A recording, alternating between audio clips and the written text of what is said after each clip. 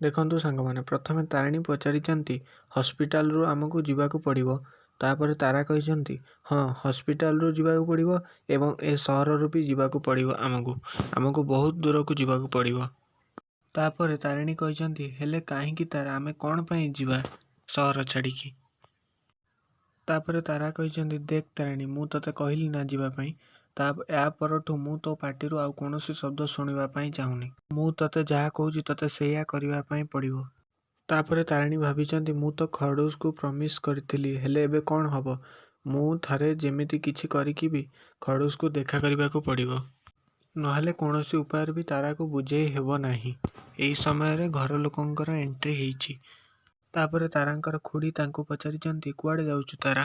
ତାପରେ ତାରା କହିଛନ୍ତି କି ଖୁଡ଼ି, ଏବେ ମୁଁ ଯାଉଛି ମେଡ଼ିକାଲରୁ ଡିସଚାର୍ଜ ପେପର ଆଣିବା ପାଇଁ। ତାପରେ ତାଙ୍କ ଖୁଡ଼ି କହିଛନ୍ତି ହେଲେ ତୁ ତ ତରୁଣକୁ ଦେଖିବା ପରେ ବହୁତ ଖୁସି ଥିଲୁ ନା, ଏବେ ପୁଣି କ'ଣ ହେଲା?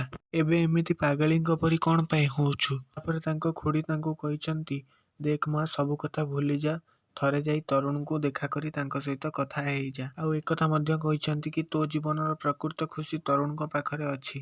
ତାପରେ ତାରା କହିଛନ୍ତି ଖୁଡ଼ି, ସେ ଖୁସି ତ ମୋ ପାଇଁ କ୍ଷଣକ ପାଇଁ ଥିଲା। ଏକଥା ମଧ୍ୟ କହିଛନ୍ତି ଯଦି ଖୁଡ଼ି ମୁଁ ତରୁଣଙ୍କ ପାଖକୁ ଚାଲିଯାଏ ଏବଂ ସେ ସବୁ ଜାଣିଦିଅନ୍ତି, ତେବେ ମୁଁ ମୋ ଜୀବନରୁ ତାରିଣୀକୁ ହରେଇ ଦେବି।